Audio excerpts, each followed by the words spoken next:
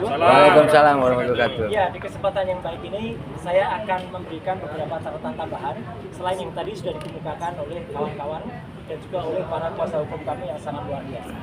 Ya, ada 3 poin yang nanti akan saya sampaikan. Yang pertama soal Jokowi, yang kedua soal respon, dan yang ketiga soal Pak Yusuf Kalla. Saya tambahkan.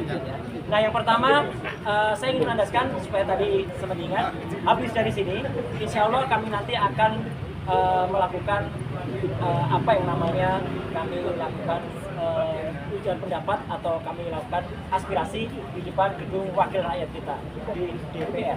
Ya. Para anggota DPR dan juga MPR itu adalah wakil rakyat. Mereka adalah yang harusnya menerima aspirasi dari kami. Ya, jadi kalau nanti misalnya mereka mendengar kami dan mereka kemudian menaruh perhatian, tidak mesti hari ini, ya itu alhamdulillah, itu bagus. Karena mereka 480 anggota DPR itu mewakili dari 280 juta rakyat Indonesia. Dan itulah yang memang jadi kunci nanti untuk menentukan arah negara ini selanjutnya. Jadi nanti jam 2 siang jangan lupa kita akan ada di depan gerbang depan, ya, bukan gerbang belakang, gerbang depan kantor. Itu yang pertama. Yang ingin saya sampaikan ya. Gitu. Nah, yang pertama sekarang tadi tambah.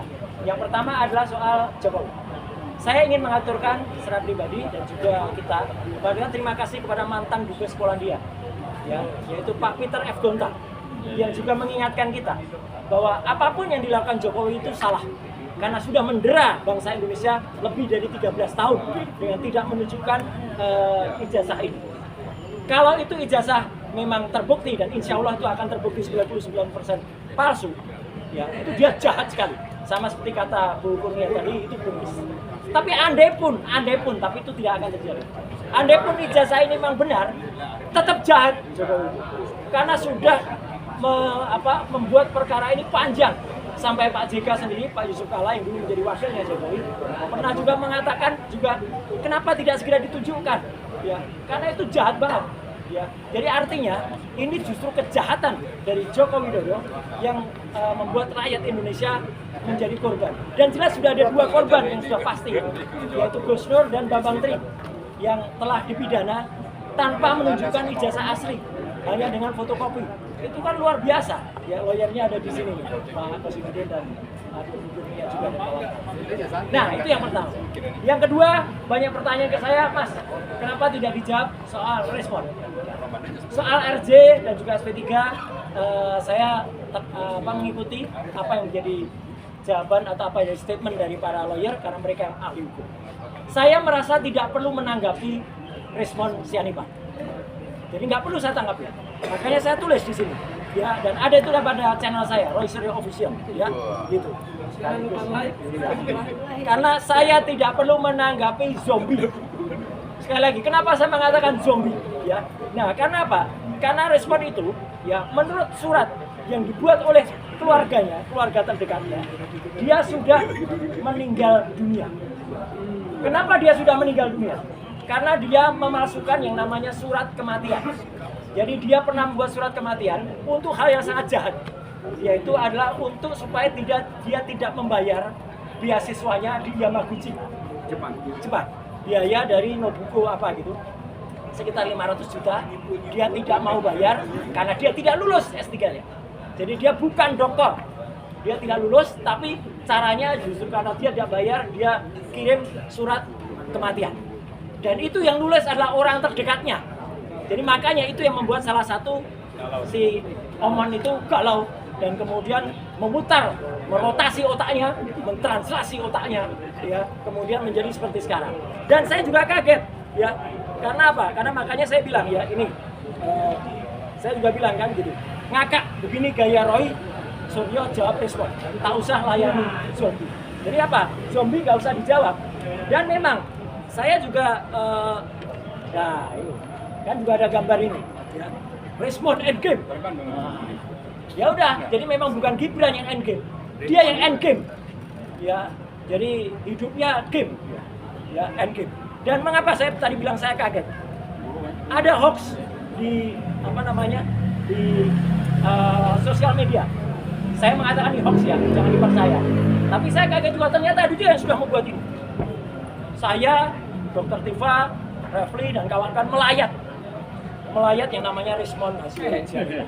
Ya, tapi ini hoax ya, nggak usah dipercaya. Ya, gitu, jangan dipercaya. Tapi apa? Dia jelas sudah menipu. Lihat KTP-nya. KTP-nya doktor. Ya, nih KTP-nya doktor. Ini tidak melanggar Undang-Undang Perlindungan Data Pribadi ya. Itu karena nick-nya sudah saya samarkan. Jadi ini tidak melanggar dokter. Jadi sekali lagi, apa yang dilakukan oleh Respon itu tidak perlu lagi dijawab. Mau dia jawab, oh Suryo tidak ilmiah, dia seorang politisi. Nah memang dulu saya seorang politisi. 15 tahun saya menjadi seorang politisi. Saya pernah memegang jabatan menjadi ketua departemen Kominfo di partai, ya, anggota Dewan Kehormatan di partai, bahkan wakil ketua umum. Memang saya nggak mungkin jadi ketua umum di partai itu, ya. Tapi saya juga pernah 2 kali menjadi anggota DPR, 2 periode, pernah membantu presiden di kementerian. Jadi tidak sembarangan orang di partai, alhamdulillah bisa. Selamat datang yang baru datang dari Solo itu dari tembok ratapan itu. Dan apa? Saya mengundurkan diri dari partai secara baik-baik. Setelah 15 tahun. Untuk apa? Untuk sekolah, Mon. Bener-bener sekolah ya? Bener-bener sekolah dan alhamdulillah lulus S3 di UNJ. Dengan penelitian supaya Omon tahu. Ya, disertasi saya itu adalah manajemen sumber daya manusia berbasis EI dan OCB, Organizational Citizen Leadership. Ya, jadi itu ilmu yang juga baru, ya, supaya diketahui. Nah itulah untuk Omon. Jadi sekali lagi saya tidak perlu menjawab. Ya, apa yang dia kemukakan mau dia ada translasi, rotasi, tidak akan mengubah statementnya Pak Kasmujo yang menyatakan dia bukan dosen pembimbing. Tidak akan mengubah desa KKN-nya yang palsu, yang namanya Ketoyan itu, yang tidak ada orang naik Vespa ambil gitar listrik di desa yang nggak ada listriknya. Ya, tidak akan mengubah lagi nama dosen pembimbingnya atau nama profesornya yang sebelumnya belum menjadi profesor, yaitu Profesor Dr. Insinyur Ahmad Sumitro. Ahmad Sumitro itu dilantik menjadi profesor itu pada bulan Maret, ya, dikukuhkan tahun 86.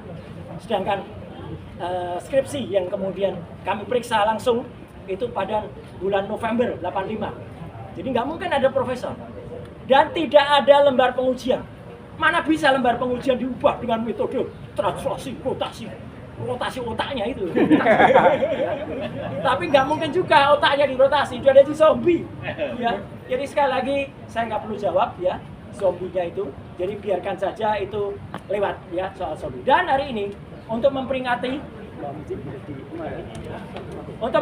1 tahun sebelum saya nanti bicara soal Pak JK, saya tetap menggunakan kaos sebuah buku. Nah, ada aja kaos ini kaosnya. dipersembahkan dan dapat saya dari teman-teman ARM, ya. Ya, ini kaos ini alias Siasa Mugat. Yaitu kaos yang menunjukkan buku ilmiah yang kami buat. Buku ini tetap ilmiah. Mau Omon mengatakan saya sudah menulis 480, separuhnya isinya cuma rumus. Ya, dan rumus itu menurut Prof. Tono Saxona harusnya tidak di batang tubuh. Harusnya ada di apendik. Dan dia memenuhi itu sekedar untuk supaya kuota dia dapat paling banyak. Ya, saya mengalah, tanya Dr. Tifa. Dan sampai detik ini pun saya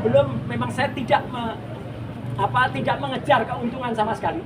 Karena keuntungan dari buku ini kita persembahkan untuk perjuangan kita. Ya, nggak ada sama sekali saya itu. Dan makanya, nah ini, di sini sayangnya sempat ada tulisan Omon, nggak dihapus. Tulisan Omon ini saya plester. Untuk mengingatkan kita pada Omon. Kamu juga mengalami tuntutan yang dialami oleh si plester ini, si plester Matutin. Ya, jadi nama dia saya plester saja. Ya. Untuk sama. Jadi Omon ini meskipun sudah RJ, dia nggak bisa lari dari 2 kasus hukum yang berat. 1 ijazah palsu yang dilaporkan oleh teman-teman di sana, oleh Bill Fakih, oleh si Joshua Sinambela dan Roni Teguh. Dan itu nggak boleh diberhentikan. Itu penipuan besar. Yang kedua, dia nggak bisa lari dari Pak Yusuf Kala yang melaporkan dia karena dia melakukan pembicaraan soal ada dana. Bukan hanya soal AI. Memang statement yang ada di sosial media itu AI, artificial intelligence. Tapi Omon ketika ngobrol dengan orang namanya Andi Aswan, sekali lagi Omon ngobrol dengan orang namanya Andi Aswan. Ya, dia mengatakan kalau mau menyelidiki teliti dulu penyandang dana. Jadi di otaknya dia, ya otaknya si Omon itu memang sudah mau ada pengkhianatan, dan kami menyatakan kami siap bersaksi, tidak ada 1 rupiah pun. Teman-teman juga bilang nggak pakai rupiah mas, jangan pakai dolar. Nggak ada 1 nilai mata uang pun yang kami terima dengan perjuangan ini. Teman-teman tahu, para lawyer ini berjuang benar-benar dengan sumber daya mereka sendiri, ya pro bono, luar biasa beliau-beliau itu membantu kita. Ya, ini sudah keluar banyak sekali dan itu tidak ada yang kemudian mereka mencas kepada kami. Jadi jangan kemudian dibayangkan ada bohir lah. Itu ya, itu clear. Jadi setahun dari tanggal 15-16 April tahun lalu kita akan mengadakan aksi nanti, ya. Dan yang terakhir yang ingin saya sampaikan adalah soal Pak Yusuf Kalla. Ya, sedikit ya. Jadi teman-teman semua, saya perlu menanggapi ini karena apa? Nama saya sampai disebut, sampai ada 3 konten di Coro TV. Ini saya tidak menyebutnya Cokro. Sengaja, salah mas, bukan. Saya menyebutnya Coro. Coro itu apa? Coro itu kecoa. Karena ini memang kanal kecoa. Teman-teman tahu, Pak Yusuf Kalla, ya, itu melakukan ceramah untuk buka puasa dan taraweh, ya, di Masjid Universitas Gadjah Mada Asri pada hari Kamis tanggal 5 Maret 2026 yang lalu. Dan Pak Yusuf Kalla tidak sendirian, itu satu rangkaian. Pada tanggal 4-nya itu ada Prof. Brian. Prof. Brian itu adalah Menteri Pendidikan Tinggi kita. Tanggal 6 itu ada Prof. Din Samsudin, salah satu ahli kita juga. Tanggal 7 ada Prof. Mahfud. Jadi Pak JK itu tidak secara khusus sendiri terus tiba-tiba mengatakan itu. Memang beliau diminta untuk ceramah tentang global. Saya pada tanggal 5 itu juga bersama dengan Mas Kosinudin dan kawan-kawan. Kita ada di rumah Dubes Iran, ya, gitu. Jadi artinya kita juga senada dengan apa yang dilakukan oleh Pak JK. Tanggal 6-nya saya juga buka bersama Kagama, keluarga alumni Gadjah Mada Tangsel. Jadi artinya itu rangkaian peristiwa yang sebenarnya sangat bagus. Yang ingin saya sampaikan apa? Jahat banget ini Coro TV. Ceramah Pak JK sepanjang 43 menit 10 detik disingkat menjadi hanya 55 detik, dipotong jadi itu hanya sekitar 2,1%, dan dihilangkan bagian-bagian yang penting. Jadi pemotongan itu mengubah secara konteks. Dan orang yang ada di pembicaraan ini namanya Ade Armando, kemudian satu lagi namanya Cindy Florentine, dan satu lagi namanya Agnes siapa gitu. Itu benar-benar melakukan framing jahat, mengubah konteks pembicaraan sehingga, mohon maaf untuk sahabat-sahabatku, teman-teman Kristiani, banyak pendeta yang salah kemudian mengartikan gara-gara tampilan dari Coro TV ini. Memang ada pendeta yang betul yang akhirnya melakukan koreksi dan minta maaf kepada Pak JK. Tapi kebanyakan itu salah menerima gara-gara tayangan Coro TV. Tolong lihat yang jelas dari ucapan Pak JK yang sekitar 43 menit 10 detik itu. Dan bahkan dengan jahatnya kemudian Coro TV menulis, baru ini tayang tadi malam, adakah hubungan khusus antara Yusuf Kalla dan Roy Suryo melawan Jokowi dan Prabowo? Jadi ini udah tuduhan ini, ya, jahat banget nih mereka, fitnah ini fitnah, ya, lebih kejam dari fitnah. Iya fitnah. Ya. Kemudian nih wajar Roy Suryo puji Yusuf Kalla, ada yang bilang dia bohirnya, jahat banget. Maka Pak Abdul satunya ya, Pak Abdul Haji, ya silakan kalau mau diproses ini si Coro TV ini, ya, karena ini jahat betul. Kata-kata di dalamnya sangat-sangat jahat, ya. Karena ini sudah menuduh yang luar biasa. Kemudian masih ada lagi tayangannya. Jadi bemper JK, ya, Roy nyerang membabi buta. Siapa yang membabi buta? Itu orang yang jadi babi itu yang sudah tertranslasikan itu, ya. Pertanda Roy orangnya JK. Ini jahat sekali.